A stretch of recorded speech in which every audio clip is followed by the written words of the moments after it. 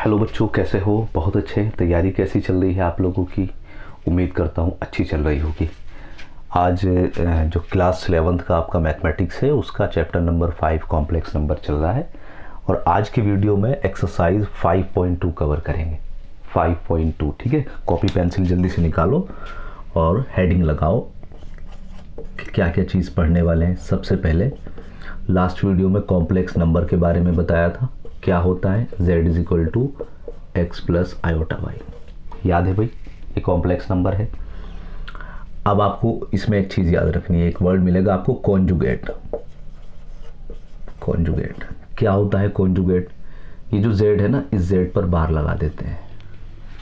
z पर बार आ गया तो कॉन्जुगेट हो गया। या ऐसे कह सकते हैं, ये जो आपका कॉम्प्लेक्स नंबर है इसकी जो इमेज ले रहे हो, जैसे आप शीशे में सामने खड़े हो गए तो आपकी इमेज शीशे में जो बन रही है ना वो कॉन्जुगेट है आपका। या मैं ये कह सकता हूँ कि जो इमेज शीशे में बन रही है उसका कॉन्जुगेट आप हो। तो z का कॉन्जुगेट इमेज क्या हो गया? z की इमेज क्या हो जाएगी? उसका कॉन्जुगेट, जिसे हम बार करके दिखाएंगे। क्या फ़र्क आ जाएगा? बस ये आयोटा वाला पार्ट अगर पॉजिटिव है तो नेगेटिव और नेगेटिव है तो positive, x minus iota y. आ गई इतनी सी बात समझ में? अगर कभी भी उसने पूछ लिया कि इस कॉम्प्लेक्स नंबर का कॉन्जुगेट क्या होगा तो आप नेगेटिव को पॉजिटिव और पॉजिटिव को नेगेटिव कर दें। एग्जाम्पल यहाँ लिख रहा हूँ, देखो एग्जाम्पल कैसे। जैसे z is equal to 2 minus 3 iota, ऐसे करके आ गया। आपने कहा इसका कॉन्जुगेट जो होगा ना, conjugate z bar and it is equal to 2 plus 3 iota. बिल्कुल साफ साफ समझ में आ गया होगा। आयोटा वाले पार्ट को आप चेंज कर दो। और अच्छे से अगर समझना चाह रहे हो कि सर इमेज का क्या बता रहे हो आप, तो देखो ऐसे, जैसे यहाँ पर मैंने कोई नंबर ले लिया z एक्स वाई करके, ऐसे करके भाई। ओके, अब इसकी इमेज जो है ना एक्स एक्सिस के अकॉर्डिंग निकालो। तो देखो कैसे निकालोगे आप, जितनी डिस्टेंस यहाँ ऐसे है उतनी ही नीचे ले लोगे डिस्टेंस। सही है ना भाई? तो अब यहाँ फर्क क्या पड़ा है? x तो जो का तू रहा, जितना यहाँ पर होगा x है ना, जितना यहाँ ये है डिस्टेंस उतनी इसी के लिए भी इतनी होगी भाई डिस्टेंस x की। फर्क कहाँ पर आ जाएगा? यहाँ पर y, इधर ये पॉजिटिव है, इधर क्या हो जाएगा? नेगेटिव हो जाएगा। तो z is equal to x minus के वाई आ गई होगी। बहुत बिल्कुल फास्टली मैं समझाने की कोशिश कर रहा हूँ और एकदम पॉइंट टू पॉइंट बात समझ में आ गया। इमेज किसके रेस्पेक्ट में? एक्स एक्सिस के। कॉन्जुगेट समझ में आ गया कि नेगेटिव को पॉजिटिव और पॉजिटिव को नेगेटिव एक दूसरे का कॉन्जुगेट हो जाएंगे। दूसरा पॉइंट, दूसरा एक वर्ड आपको देखने को मिलेगा मॉडुलस। मॉडुलस ये क्या चीज़ है? तो मॉडुलस जो है ना एक डिस्टेंस है आपकी। क्या है मॉडुलस? डिस्टेंस। कहाँ से? Distance of z from o। o का मतलब 0 0। आ गई ये बात समझे बेटे? कि अगर इसी को हम देखें कि इसमें सर कैसे समझेंगे मॉडुलस? मॉडुलस नया नाम आया है, क्या होगा? तो पहले तो o पॉइंट निकाल लो आप। o पॉइंट ये रहा आपका 0 0। अब मैंने कहा डिस्टेंस ऑफ z, z की डिस्टेंस o पॉइंट से, तो z की डिस्टेंस ये o पॉइंट से यही तो होगी ना भाई, ऐसे कर। इसको हम क्या बोल देंगे? r बोल देंगे, मॉडुलस को r। ओके, दो पॉइंट की डिस्टेंस का फॉर्मूला याद है भाई आपको कि अगर मैं OZ बोल दूं आपसे तो आप under root y2 minus y1 का whole square plus x2 minus x1 का। नहीं आ रहा यार, अरे ये वाला भाई जो अभी 10th में जो आपने किया था वो ऐसे करके, ठीक है। ये x1 y1, ये x2 y2, तो जब घटाएंगे तो यहाँ पर x square plus y square हो जाएगा। इनमें से इसे जब घटाएंगे और होल स्क्वायर करेंगे, कर लेना भाई। तो अब कुल मिलाकर क्या है? मॉडुलस का मतलब क्या हो गया? मॉडुलस डिस्टेंस, और डिस्टेंस कितनी आ गई है? रिप्रेजेंट किससे करोगे आप मॉडुलस को? r से। r is equal to under root x square plus y square. जल्दी फटाफट इस फॉर्मूले को लिख लो आप, ठीक है। कॉन्जुगेट आपको समझ में आ गया, मॉडुलस समझ में आ गया। अब सबसे भारी है आप लोगों के लिए क्या है? आर्ग्यूमेंट। आर्ग्यूमेंट आर्ग्यूमेंट ये बड़ा परेशान करता है। आर्ग्यूमेंट थोड़ा समझने में दिक्कत आती है। आर्ग्यूमेंट का मतलब एंगल हो गया। एंगल कैसे? जैसे ये पॉइंट है ना, ये आपका ये z जो है, ये जो लाइन बनाई आपने मॉडुलस, ये लाइन, इसने x एक्सिस से कितना एंगल बनाया, इसको हम क्या बोलते हैं? आर्ग्यूमेंट। आर्ग्यूमेंट का मतलब क्या है? एंगल विद किसके साथ? x axis. ओके, ठीक है। आर्गुमेंट और एक होता है principal argument. Principal argument, okay. हम जो पढ़ेंगे वो प्रिंसिपल आर्गुमेंट को पढ़ेंगे, आर्गुमेंट को नहीं पढ़ेंगे। हम क्या पढ़ेंगे? प्रिंसिपल आर्गुमेंट को। अब मैं समझा देता हूं कि दोनों में डिफरेंस क्या है। पहले तो समझ में आ गया भाई, आर्गुमेंट का मतलब जो भी जेड होगा कहीं पर भी होगा, एक्स के साथ में जितना एंगल बनाएगा उसको हम आर्गुमेंट बोल देंगे। लेकिन प्रिंसिपल आर्गुमेंट क्या होगा, एक छोटी सी टेबल से बताता हूं, सबको नोट कर लो पहले। इसको नोट कर लो, जो लिखा है इसको मिटा देता हूं। अब दोनों का डिफरेंस बताता हूं एक सिंपली टेबल बनाकर। देखो आर्ग्यूमेंट, ये रहा आर्ग्यूमेंट। चार टेबल बना रहा हूं मैं।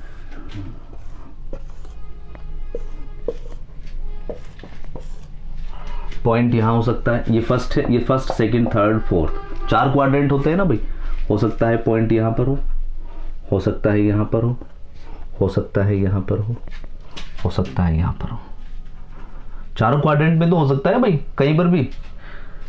अगर यहां पर है तो एंगल कितना हो जाएगा, ये रहा एंगल, ऐसे करके मेजर कर लोगे। यहां पर है तो ऐसे करके मेजर कर लोगे, यहां पर है तो ऐसे करके मेजर कर लोगे। अरे पुराना खेल है वही जो ट्रिग्नोमेट्री में आपने सीखा है।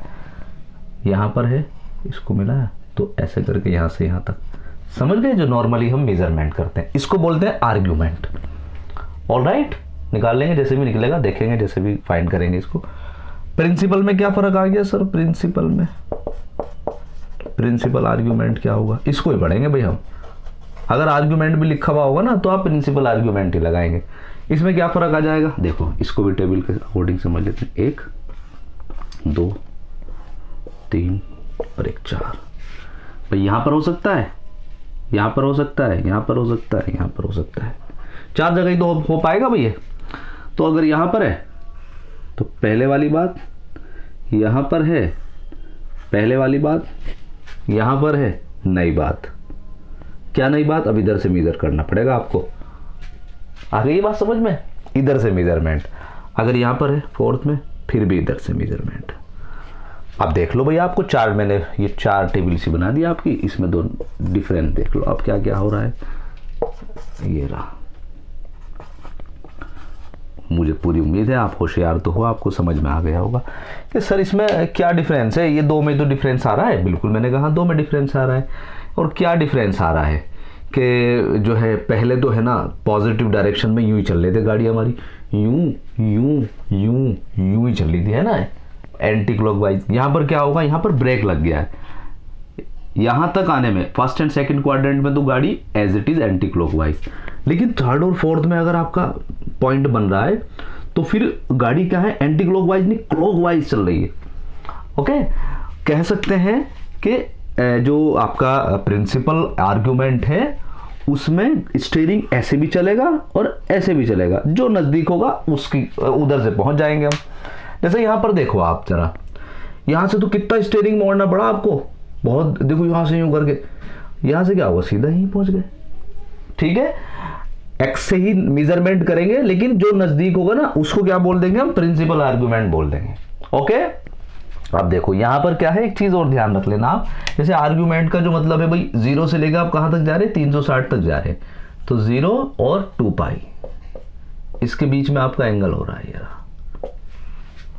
ठीक है भाई, अब इसको अगर देखेंगे तो ये कहां पर बैठ रहा है, ये आपका बैठ रहा है आपका या तो ऊपर वाला है, ऊपर वाले का मतलब जिसको जैसे इधर, सॉरी ये ऊपर वाला है, मतलब 0 से लेके कहां तक, 180 तक, 180 से छोटा। तो जो थीटा है वो क्या हो जाएगा, 180 से छोटा लिख लिया आपने, और 180 भी आ सकता है। ध्यान से समझो भाई, देखो इस बात को, इस वाले पार्ट में यहाँ कहीं भी तो हो सकता है। इसका मतलब क्या, 180 तो छोटा होगा थीटा इन दोनों ग्राफ के अकॉर्डिंग। भाई यहाँ देख लो ना यार, 180 से छोटा ये है ना, यहाँ देख, यहाँ तक भी आ जाएगा तो 180 आ जाएगा, तो मैंने ये लिखा है थीटा 180 से छोटा होगा। अब यहाँ देख लो इन दोनों में ये कितना होगा, अगर मैं एंटी क्लॉकवाइज देखूंगा तो ये माइनस के 180 है, यहाँ से माइनस के 180 बैठ रहा है। और अगर यहाँ पर मान लेते हैं, है ना, जब इधर से मेजर करेंगे ये 90 है, 120 है, तो अगर मान लेते हैं यहाँ पर 120 आ गया, सपोज करो 120 है, यहाँ पर 180 है, तो 120 क्या होगा, 180 से तो बड़ा होगा, माइनस के 120, माइनस के 180 है और ये माइनस के 120 है। कौन बड़ा है इसमें भाई? भाई इसमें ये वाला तो बड़ा है, माइनस में 120, माइनस में नंबर जितनी क्वांटिटी छोटी होती है उतनी बड़ी होती है। नहीं आ रही बात समझ में? आ रही है। ये थीटा है और ये माइनस के 180 है, ऐसे करके। तो यहाँ पर क्या होगा, ये माइनस पाई ये से बड़ा होगा। तो ये कंडीशन याद रखना आप, अब खुद समझ लेना भाई, मैंने थोड़ा सा एक्सप्लेन कर दिया और थोड़ा सा दिमाग आप लगाओगे, क्योंकि 11th क्लास में आ गए हो आप, थोड़ा सा दिमाग आपको लगाना पड़ेगा। तो प्रिंसिपल आर्ग्यूमेंट क्या है, माइनस पाई से पाई के बीच में रहेगा, माइनस पाई से पाई के बीच में रहेगा ये एंगल आपका। अब यहाँ पर अभी दिक्कत और है, चलो ये समझ में आ गया, प्रिंसिपल आर्ग्यूमेंट सर समझ में आ गया हमें। अब इसको फाइंड कैसे करना है। अब फाइंड करने के लिए भैया आपके पास जो है कई सारे मेथड होते हैं, देखो इसे फाइंड करने के, तीसरा और चौथा, यहां पर ये और ये यहां पर। अब देखो ये तो सिंपल है ना, इसको तो निकाल ही लोगे आप, इनमें तो कोई दिक्कत नहीं है। एंगल निकालना है आपको, यहां पर क्या दिक्कत आएगी कि आपको एंगल देखो इधर से निकालना है, बस आपको ध्यान रखना है, एंगल इधर से निकालना है। अब देखो इसको कितने तरीके से निकाल सकते हैं आप। एक तो पहले आप ऐसे कर सकते हैं कि आप नॉर्मली यहां से यहां तक का एंगल निकाल ले, है ना, जो भी आएगा, और वो एंगल क्या करें 360 में से घटा दे। मतलब आप ये निकाल सकते हैं, क्योंकि टोटल 360 होता है, जितना एंगल यहां पर बनेगा उसको 360 में से घटा के नेगेटिव लगा देना आप, क्योंकि आप एंगल हमेशा नेगेटिव लेके चलना है इधर की साइड से। आ रही बात समझ में? एक तो ये तरीका है, सिंपली आप एंगल निकालो और क्या करें आप 360 में से उसे घटा दो। या एक तरीका ये हो जाता है जो ज्यादातर इस्तेमाल करते हैं कि आप क्या करें, एंगल को पॉजिटिव निकाल लो। आप सबसे पहले एंगल को फर्स्ट क्वाड्रेंट के अकॉर्डिंग निकाल लो। आपने फाइंड कर लिया है, अभी सारे जो है ना ये हवा हवा में बात चल रही है, आपको भी ऐसा लग रहा हो सर क्या बता रहे हैं, लेकिन आप थोड़ा सा समझ लो इनको। जैसे क्वेश्चन आएगा ना सामने तो आप फटफट फटफट करते जाएंगे। आपने यहां के हिसाब से एंगल निकाल लिया, कुछ भी आया आपका एंगल, पॉजिटिव पॉजिटिव पॉजिटिव। आपने देखा कि आपका जो कॉम्प्लेक्स नंबर है फर्स्ट में, सेकंड में, थर्ड में, फोर्थ में, कहीं पर तो होगा जरूर। अगर फर्स्ट में है ना तो जो आपने एंगल पॉजिटिव निकाला है वही आपका आंसर है, थीटा मान लीजिए थीटा। लेकिन अगर सेकंड में है ना तो पाई माइनस थीटा करना, और अगर थर्ड में है ना तो थीटा माइनस पाई करना, और अगर फोर्थ में है तो माइनस की थीटा लगा देना। सही है? या तो मैंने पहले बताया आप ट्रिग्नोमेट्री का गेम खेल लेंगे और फाइंड कर लेंगे, घबराने की कोई बात नहीं है। या फिर पॉजिटिव के हिसाब से फर्स्ट क्वाड्रेंट के हिसाब से वैल्यू निकाल लो, थीटा मान लेते, थीटा आ गई तो थीटा ही रखो। सेकंड में है अगर एंगल कॉम्प्लेक्स नंबर तो पाई माइनस थीटा, थर्ड में है तो थीटा माइनस पाई, और अगर फोर्थ में है तो माइनस पाई। इसको याद रखेंगे, इसी के अकॉर्डिंग मैं सॉल्व कराऊंगा। चलो आगे की बात करते हैं। आगे क्या बात करते हैं भाई, जैसा आर्गुमेंट अगर निकालना होगा नॉर्मली तो हम कैसे निकालेंगे, देखो डायग्राम मिटा दूं भाई, इसको नोट कर लेना भाई, इसको भी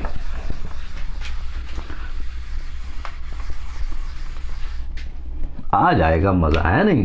पहला कॉन्सेप्ट ऐसा है जिसमें आपको दिमाग लगाना पड़ रहा है, वरना अभी तक तो कहीं पर भी दिमाग नहीं लगाना पड़ा आपको। देखो भाई सपोज करो यहां पर है आपका z फर्स्ट क्वाड्रेंट में। अब ध्यान से देखना भाई, मेरे दिमाग में ये रहता है कि छोटी से छोटी वीडियो बन जाए और ज़्यादा से ज़्यादा आपको समझ में आ जाए। देखो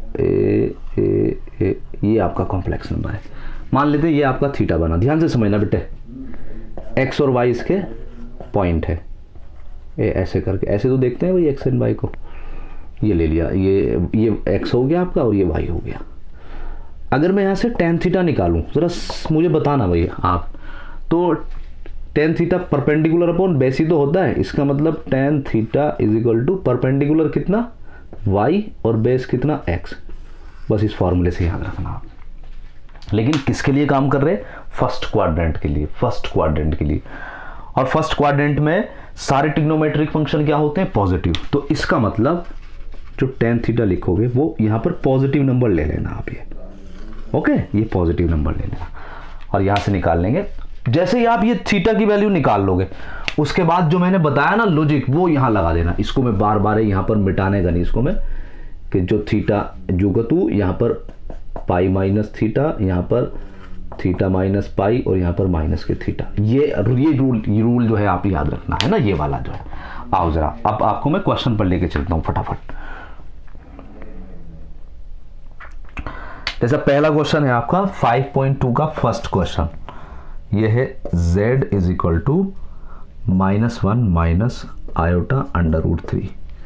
इसका आपको क्या फाइंड करना है, मॉडुलस और आर्ग्यूमेंट। क्या फाइंड करना है, मॉडुलस और आर्ग्यूमेंट। तो देखो मॉडुलस क्या निकालेंगे आप, modulus r under root x square plus y square. समझ गए ना भाई, इसको आपने x प्लस आयोटा y लिखा तो यहां से x कितना आ गया, x इज इक्वल टू -1 और y कितना आ गया माइनस अंडर रूट 3। दोनों की कंपैरिजन करी जब आपने, ठीक है, x ये रहा और y ये रहा, आयोटा से आयोटा कैंसिल हो जाएगा। वैल्यू रखो यहाँ पर अंडर रूट -1 का whole square plus minus under root 3 का whole square and it is equal to under root 1 plus 3 under root 4 plus distance है भाई, ये मॉडुलस क्या है, डिस्टेंस। तो डिस्टेंस कभी भी नेगेटिव नहीं लेके चलनी हमें। तो r की वैल्यू कितनी आ गई हमारे पास, 2 आ गई। एक तो आंसर ये आ गया, आंसर मॉडुलस इतने यूनिट लगा देना आप, इतने यूनिट आ गया। ओके, अब बात आ जाती है आर्ग्यूमेंट। आर्ग्यूमेंट की देखो जरा कैसे निकालना है आर्ग्यूमेंट। मिटा दो इसको भाई, मॉडुलस तो हो गया। देखो आर्ग्यूमेंट, फॉर आर्ग्यूमेंट आपने क्या किया, tan theta is equal to क्या लिख लिया, y अपॉन x और ऐसे करके and it is equal to under root y कितना है भाई, माइनस अंडर रूट 3 और x कितना है माइनस के 1, तो ये पॉजिटिव अंडर रूट 3, पॉजिटिव आ गया भाई अंडर रूट 3, तो tan थीटा की वैल्यू आ गई। अंडर रूट 3 कहां पर होगा भाई, 60 पर हो जाएगा, tan 60 और थीटा की वैल्यू कितनी आ गई, कुल मिलाकर 60 आ गई है। ऑलराइट, अब ये कहां पर आई है, ये फर्स्ट क्वाड्रेंट के हिसाब से आई है, ये बात ध्यान रखेंगे आप, ये कहां से आई है, फर्स्ट क्वाड्रेंट के हिसाब से। लेकिन आपको प्रिंसिपल आर्ग्यूमेंट निकालना है, तो उसके लिए आपने क्या करना है, आपने देखना है कि आपका जो कॉम्प्लेक्स नंबर है वो कौन से क्वाड्रेंट में है। देखो x भी नेगेटिव है और y भी नेगेटिव है, x भी नेगेटिव और y भी नेगेटिव। देखना जरा कौन सा क्वाड्रेंट बनेगा भाई, x भी नेगेटिव और y भी नेगेटिव।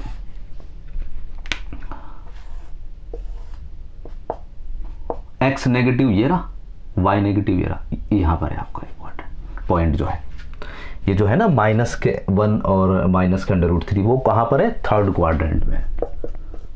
थर्ड के लिए मैंने क्या बताया था अभी आपके लिए, आपको जो है बताया था थीटा माइनस पाई। तो यहां पर आपने क्या लिखा, आर्ग्यूमेंट। अब आपको आर्ग्यूमेंट ही लिखना है, प्रिंसिपल मत लिखना भाई। Argument is equal to theta minus pi and it is equal to theta कितना आ गया भाई, 60 आ गया और पाई कितना भाई 180, तो कितना आ गया भैया माइनस के 120। ओके, और माइनस के 1, यही आपका आंसर आ गया है। अब इसको आप ये तो किस में आ गया है, डिग्री में, आप इसको किस में, रेडियन में भी चेंज कर सकते हैं। रेडियन में चेंज कैसे होगा भाई, याद है आपको, क्या करोगे, पाई अपॉन 180 से मल्टीप्लाई, तो 0 से 0 कैंसिल और 6 2 जा और 6 3 जा, तो -2 पाई अपॉन 3 आंसर आ गया है। इतना सा काम करना है और मुझे उम्मीद है कि आप ज़रूर कर लेंगे। एक बार और रिपीट करता हूँ, जो आपका आर्ग्यूमेंट है उसमें दिक्कत है, वो पहले वाला तो मॉडुलस तो आप निकाल ही लेंगे। तो सबसे पहला काम क्या है, x और y की वैल्यू निकाल देना, tan थीटा पॉजिटिव लेके चलना है, थीटा की वैल्यू निकल कर आएगी। उसके बाद जो भी थीटा आएगा फिर ये टेबल याद रखनी है, फॉर प्रिंसिपल आर्ग्यूमेंट के लिए जो भी थीटा आएगा। अब आपको ये देखना है कि आपका जो कॉम्प्लेक्स नंबर है वो कौन से क्वाड्रेंट में है, फर्स्ट, सेकंड, थर्ड, फोर्थ। हमने देखा थर्ड में, थर्ड के लिए ये आंसर है थीटा माइनस पाई, तो ये लगा दिया थीटा माइनस पाई, कैलकुलेट करके हमारा आंसर आ जाएगा। पूरी उम्मीद है आप आराम से कर लोगे इसको, है कोई दिक्कत नहीं होगी आपको। तो ये क्वेश्चन करो और सबका अब क्या है आपके लिए टास्क, एक्सरसाइज का 1 2 3 4 5 6 7 8 सबके आपको मॉडुलस और आर्ग्यूमेंट निकालने। इस बार पोलर फॉर्म जो आपका 3 4 5 6 7 8 है पोलर फॉर्म, उसको हटा दिया है, लेकिन फिर भी हम कर लेंगे उसको पोलर फॉर्म में भी, कोई दिक्कत नहीं है, आनी चाहिए हमें। तो आज की वीडियो में इतना ही। अपना ख्याल रखें और मन लगाकर पढ़ाई करें। जैसे इसको कंप्लीट कर लेंगे मुझे आप भेज दीजिएगा। God bless you, thanks for watching, bye bye.